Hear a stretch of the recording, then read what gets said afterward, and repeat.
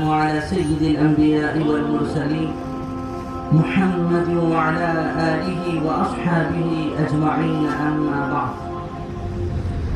عن أبي سعيد الخدري رضي الله تعالى عنه قال قال رسول الله صلى الله عليه وسلم: إن الدنيا حلوة خضرة، وإن الله تعالى مستخلفكم فيها فينظر كيف تعملون، فاتقوا الدنيا واتقوا النساء.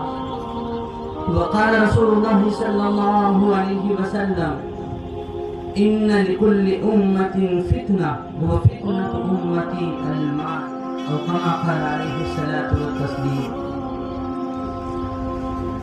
گرامی قدر قابل احترام حضرات علماء کرام اور معزز سامعین،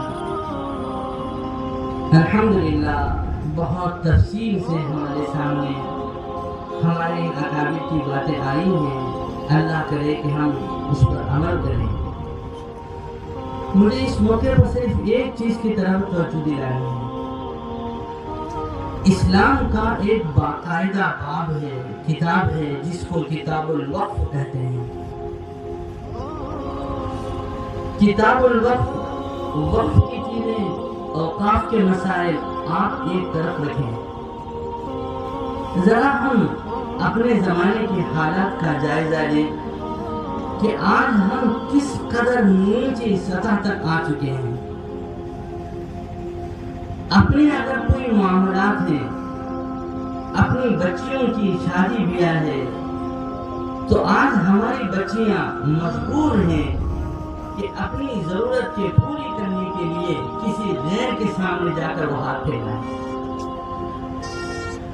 جو اللہ کے مقدس اور پاکیزہ گھر، جس میں حکم ہے صرف اور صرف ایک اللہ کو پکارو، ایسے مقدس گھر بنا کر ان مقدس گھروں کو آباد رکھنے کے لیے، اس کی ضروریات پوری کرنے کے لیے کسی اور غیر کے سامنے جا کے ہاتھ پھیلاتے ہیں. ہماری مساجد کی ضروریات آپ اپنے مال سے حل کریں. اللہ ہمیں معاف فرمائے. جبکہ اسلام کا نظام کیسا تھا؟ اسلام میں مالیات کے سلسلے میں مسلمانوں کو کیا ہدایات دی گئی ہیں، ان چیزوں کی سمجھنے سے پہلے آپ اللہ کے نبی علیہ الصلوۃ والسلام کی مسجد نبوی کی تعمیر کا واقعہ سنیں. آپ نے واقعہ بڑی تفصیل سے سنا ہوگا. صرف مذاکرے کے طور پر یاد دہانی کے لیے میں آپ حضرات کے سامنے عرض کروں. اللہ کے نبی علیہ الصلوۃ والسلام جب مکہ المکرمہ سے ہجرت کر کے مدینہ المنورہ آئے، مدینہ المنورہ میں مسجد قباء میں آپ کچھ دن وہاں ٹھہرے رہے. وہاں آپ نے مسجد کی تعمیر فرمائی. سب سے پہلے اپنے دست مبارک سے پتھر اٹھا کر لے آئے اور آپ نے پتھر رکھا. پھر اس کے بعد حضرت ابو بکر صدیق رضی اللہ تعالیٰ عنہ کو حکم دیا کہ وہ بھی پتھر لا کے رکھیں. وہاں سے پھر آپ مدینہ المنورہ تشریف لائے. مدینہ المنورہ میں جس جگہ آپ کی اونٹنی بیٹھی، 2 یتیم بچوں کی وہ جگہ تھی. ایک کا نام سہل تھا، دوسرے کا نام سہیل تھا رضی اللہ تعالیٰ عنہ. آپ نے ان یتیم بچوں سے اس مسجد کے لیے اس جگہ کی خریداری کی بات کرنے کا ارادہ فرمایا. تو آپ نے پوچھا کہ ان کے سرپرست کون ہیں؟ ان کے چچا تھے. جب چاچا آئے، یہ دونوں یتیم بچے بھی آئے. اللہ کے نبی علیہ الصلوۃ والسلام نے مسجد کی خاطر اس زمین کے لیے جگہ کی بات چیت آپ نے فرمائی کہ جگہ آپ کتنے میں دیں گے؟ انہوں نے کہا جس کا خلاصہ ہے یا رسول اللہ صلی اللہ علیہ وسلم، آپ کے لیے مسجد کے لیے کیسے قیمت ہے؟ یہ تو ہماری طرف سے ہدیہ ہے. آپ نے قبول نہیں فرمایا. کہا کہ نہیں، قیمت بتاؤ. اس کی قیمت جو محدثین نے لکھا ہے، اس قیمت کا اندازہ 10 دینار ہے. یہ 10 دینار اللہ کے نبی علیہ الصلوۃ والسلام نے حضرت صدیق اکبر سے لیے اور یہ 10 دینار آپ نے ان کو عطا فرمایا. مسجد نبوی کی جگہ خریدی گئی. پیغمبر کے زمانے میں مسجد نبوی کی تعمیر 2 مرتبہ ہوئی ہے. ایک سب سے پہلی جس وقت میں جگہ آپ نے خریدی ہے کم و بیش 100 ہاتھ لمبی 100 ہاتھ چوڑی تھی. کم و بیش اتنی بڑی جگہ آپ نے خریدی ہے. اور خرید کر اسلام میں سب سے پہلے جنہوں نے وقف کیا ہے وہ ہم سب کے آقا مولا سرکار مدینہ جناب محمد رسول اللہ صلی اللہ علیہ وسلم نے اپنے عمل سے 10 دینار میں 1 دینار 4 گرام 340 پر 7 ملی گرام کا ہوتا ہے 1 گرام. اس اعتبار سے 10 دینار کی جو قیمت ہوتی ہے لگ بھگ 2 لاکھ 45,000 روپے کے آس پاس ہے اس کی قیمت. ابھی آپ ہجرت کرتے ہیں آپ کے ادائیگی کے لیے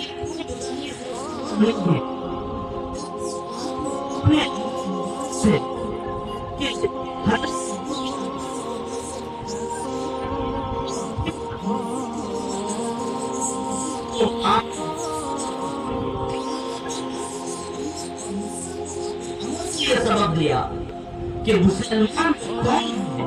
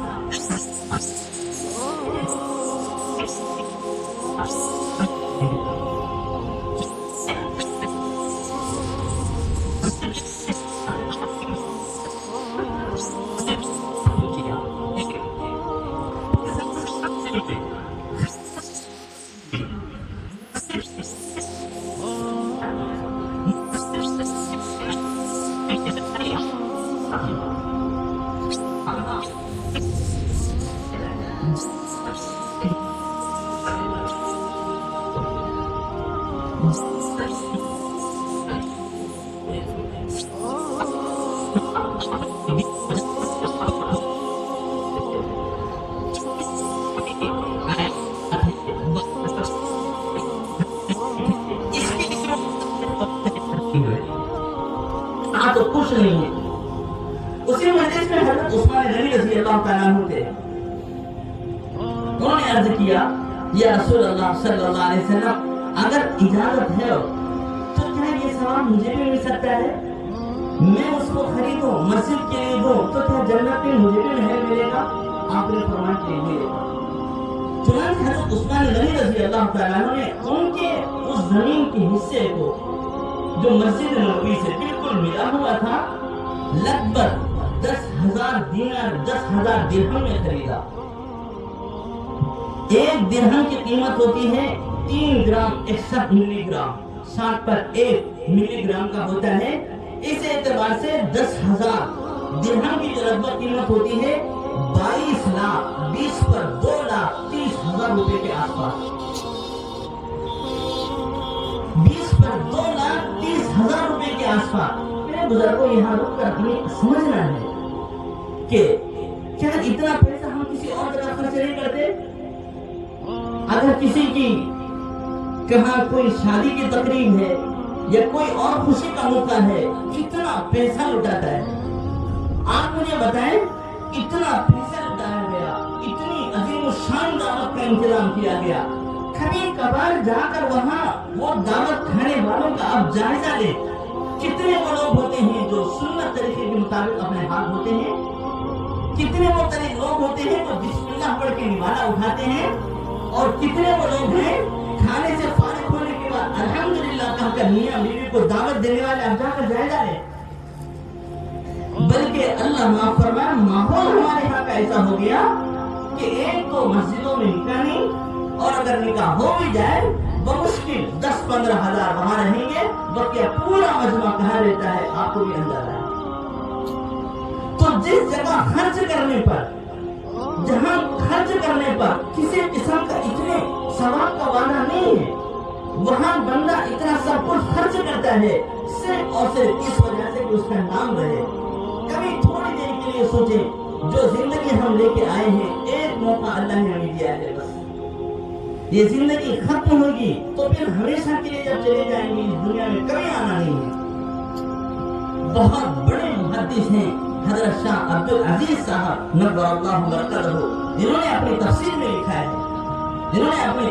لکھا ہے کہ جب میت کا انتقال ہوتا ہے تو پھر وہ بھول کے سمندر میں ڈبکیاں لیتا رہتا ہے۔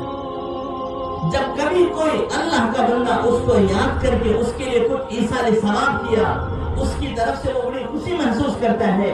ورنہ کتنے لوگ ایسے ہوتے ہیں انتظار کرتے کرتے کرتے ایسے ڈوب جاتے ہیں، ان کا نام و نشان تک باقی نہیں رہتا۔ آج ہم چاہتے ہیں اللہ کے یہاں کچھ نہ کچھ تو بھی ہمارے عمل کے لیے قبولیت ہو، خصوصیت کے ساتھ۔ جو ہمارے باپ دادا دنیا سے چلے گئے